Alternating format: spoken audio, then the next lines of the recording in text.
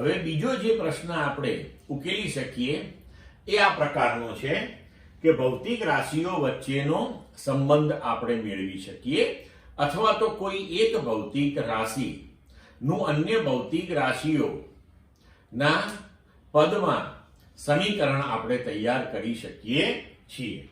તો હવે આ વસ્તુ આપણે ઉદાહરણથી સમજીશું। ઉદાહરણ 1.5 એક સાદું લોલક વિચારો જેમાં ગોળાને એક દોરી સાથે બાંધેલું છે અને તે ગુરુત્વ બળની અસર હેઠળ દોલનો કરે છે।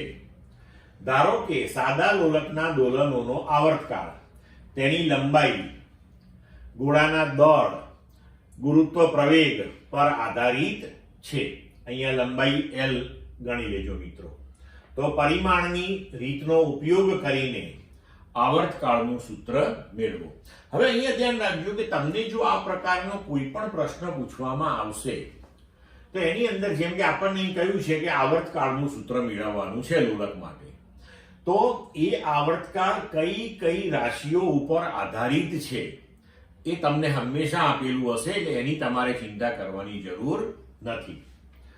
હવે જુઓ કે આપણને કહ્યું છે કે આવર્તકાળ એ ત્રણ વસ્તુ પર આધારિત હોઈ શકે છે: લંબાઈ, દળ અને ગુરુત્વ પ્રવેગ। પણ કેટલા પ્રમાણમાં, કેવી રીતે આધારિત છે?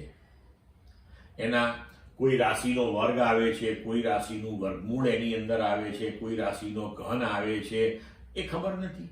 એ મેળવીએ એટલે સમીકરણ તૈયાર થઈ જાય, તો એ જ આપણે મેળવવાનું છે।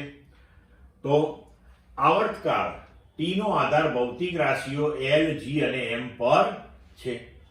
તો આપણે એવું લખી શકીએ કે T એ L, G અને M ઉપર આધારિત છે, પણ આ ત્રણ રાશિઓના કયા ઘાતાંકો એમાં દાખલ થાય છે ખબર નથી આપણને, એટલે આપણે લખ્યું અહીંયા T ચલે છે L⁻x, G⁻y, M⁻z।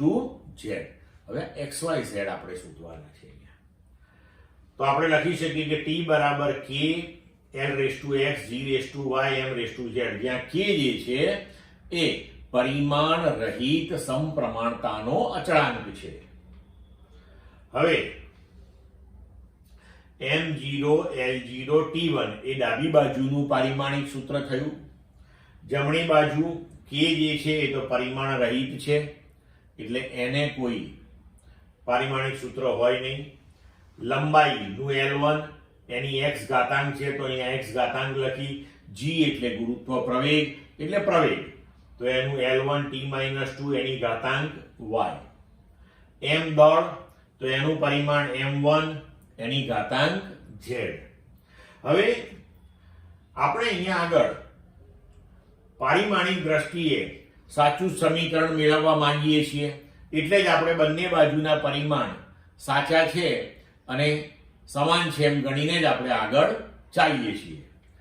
હવે ડાબી બાજુ M0 L0 T1 અહીંયા ઘાતાંકોને કૌંસની અંદર લઈ લઈએ, તો L⁻1⁻x એટલે L⁻x, L⁻1⁻y એટલે L⁻y, T⁻2⁻y તો T⁻2y, M⁻1⁻z એટલે M⁻z।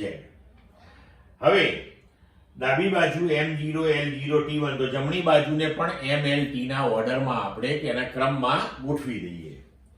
તો M⁻z પહેલા લખીએ, L તો L⁻x અને L⁻y છે। આધાર સરખો હોય તો ઘાતાંકોનો સરવાળો થાય, તો L⁻x + y અને T⁻−2y। હવે આપણે તો સાચું સમીકરણ મેળવવું છે, અને સાચા સમીકરણ માટે ડાબી અને જમણી બાજુ ના પારિમાણિક સૂત્રો હંમેશા સમાન હોય। તો જો આ સમાન હોય તેનો મતલબ કે બંને બાજુના M, L અને T ના ઘાતાંકો કેવા હોવા જોઈએ? સમાન હોવા જોઈએ। તો હવે એને આપણે સરખાવી દઈએ, તો બંને બાજુ આપણે ઘાતાંકોની સરખામણી કરીએ તો ડાબી બાજુ M⁻0, જમણી બાજુ M⁻z, એનો મતલબ કે z બરાબર 0। L⁻x + y, L⁻0 મતલબ કે x + y બરાબર 0।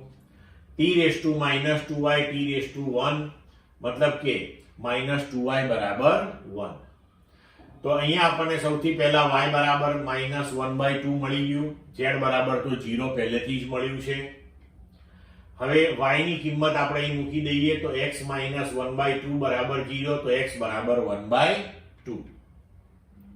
તો હવે આ બધી કિંમતો આપણે t ના સમીકરણમાં લખીએ તો t બરાબર k l(x) હતું તો x ની જગ્યાએ 1/2, g(y) હતું તો g -1/2, m(z) હતું તો z0 તો m(0), m(0) એટલે 1, એને હવે લખવાની જરૂર નહીં.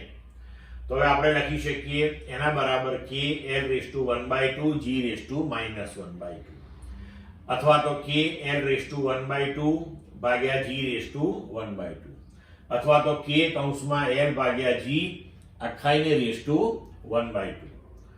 અથવા તો t બરાબર k √l/g. તો આ થયું આપણું આવર્તકાળનું સૂત્ર. હવે અહીંયા જે k છે પરિમાણ રહિત અચળાંક, એના વિશે આપણને પારિમાણિક વિશ્લેષણમાં માહિતી મળતી નથી. એ આપણે જુદી રીતે શોધવો પડે ભૌતિક શાસ્ત્રની અંદર. અત્યારે તમારે એટલું ડિટેલમાં જવાનું હોતું નથી.